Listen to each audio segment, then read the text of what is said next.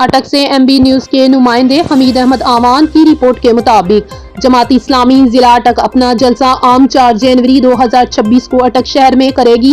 مہمان خصوصی امیر جماعت اسلامی پاکستان حفیظ النعیم الرحمان جلسہ عام سے کلیدی خطاب کریں گے۔ اٹک کا جلسہ عام عظیم الشان اور بدل دو نظام کو تحریک کے لیے سنگ میل ثابت ہوگا۔ ضلع بھر سے مرد و خواتین، ارکان و کارکنان اور ہزاروں کی تعداد میں عوام شریک ہوں گے۔ ان خیالات کا اظہار ضلع امیر جماعت اسلامی و سابق امیدوار قومی اسمبلی حلقہ نے 50 سردار امجد علی خان نے ضلع دفتر میں پریس کانفرنس سے خطاب کرتے ہوئے کہا۔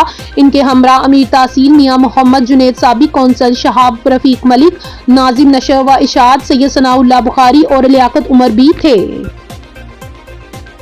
مزید خبرنامے سے اپڈیٹ کرتے ہوئے آپ کو بتاتے چلے اٹک سے MB نیوز کے نمائندے حمید احمد آوان کی رپورٹ کے مطابق سحر القلب سکول سسٹم کا اینول فنکشن ضلع کونسل ہال اٹک میں منعقد کیا گیا۔ اینول فنکشن میں اسکول کے بچوں نے مختلف ٹیبلو پیش کیے اور خوب داد وصول کی۔ اسکول سسٹم کے ڈائریکٹر غلام عباس نے ہر ٹیبلو میں حصہ لینے والے بچے کو میڈل دیے۔ اسکول میں کراٹے کی بھی کلاسز کروائی جاتی ہیں، جن میں انسٹرکٹر چودھری خالد محمود بچوں کو سیلف ڈیفنس کی خصوصی ٹریننگ اور مارشل آرٹ کی ٹیکنیکس سکھاتے ہیں، جس کا خصوصی مظاہرہ بھی اینول فنکشن میں کیا گیا۔ ڈائریکٹر سحر القلب اسکول سسٹم غلام عباس نے اپنے خطاب میں اسکول کی کارکردگی پر روشنی ڈالی اور آئے ہوئے معززین مہمانوں کا شکریہ ادا کیا۔ اب آپ کو لیے چلتے ہیں سوات کی طرف۔ سوات میں طویل خشک سالی کے بعد موسم سرما کی پہلی بارش ہوئی۔ میدانی علاقوں میں بارش، جبکہ پہاڑی علاقوں کا کلم، بحرین، مدین، مالب جبہ میں برف باری کا سلسلہ جاری ہے۔ اس برف باری کو انجوائے کرنے کے لیے سیاحوں کی آمد کا سلسلہ شروع ہو چکا ہے۔ مزید اقوال جانتے ہیں MB نیوز کے نمائندے خبیب خان سے۔ جی خبیب خان، تفصیلات سے آگاہ کیجیے گا۔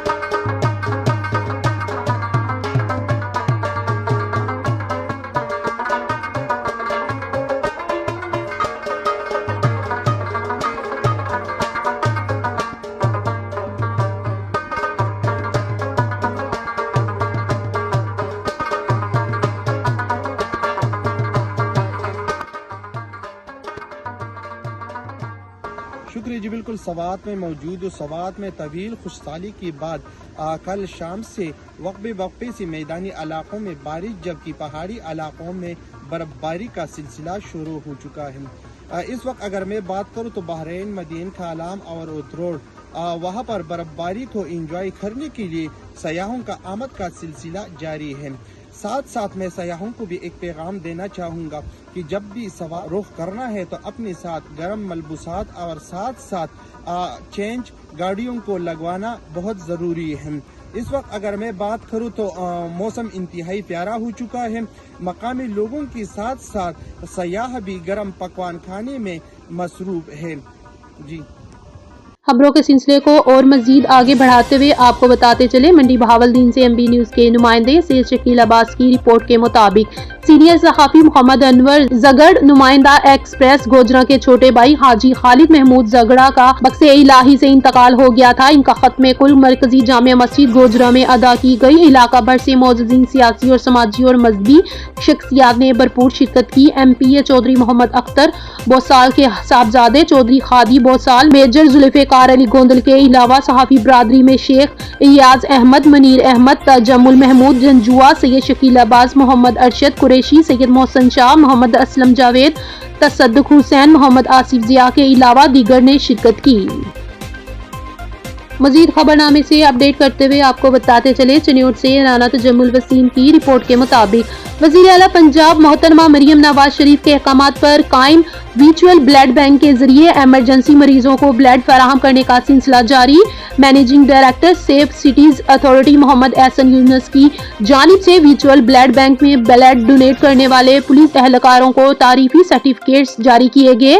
डीपीओ डॉक्टर नवीद आतिफ ने वर्चुअल ब्लड बैंक में ब्लड डोनेट करने वाले रजिस्टर्ड पुलिस एहलकारों में तारीफी सर्टिफिकेट्स तकसीम किए। डीपीओ ने इनाम हासिल करने वाले पुलिस एहलकारों को शाबाश दी और आइंदा भी हिदमत के जज्बे से सरशार होकर फरीजे सर अंजाम देने की हदायत की। अदा हवाला से डीपीओ डॉक्टर नवीद आतिफ ने कहा कि पुलिस एहलकारों ने पुलिस हेल्पलाइन 15 कॉल पर बर वक्त मरीजों को खून अतिया देकर जाने बचाई। Safe city virtual blood bank के जरिए इमरजेंसी मरीजों को ब्लड फराहमी की यकीन दहाई करवाई गई। इमरजेंसी मरीजों को ब्लड की फराहमी को यकीनी बनाया जा रहा है। शहरी किसी भी इमरजेंसी सूरत में पुलिस हेल्पलाइन 15 पर कॉल करके ब्लड हासिल कर सकते हैं। न्यूज स्टूडियो से फिलवक्त इतना ही। देखते रहे एमबी न्यूज, क्योंकि एमबी न्यूज है मिलियन ब्रॉडकास्टिंग न्यूज नेटवर्क।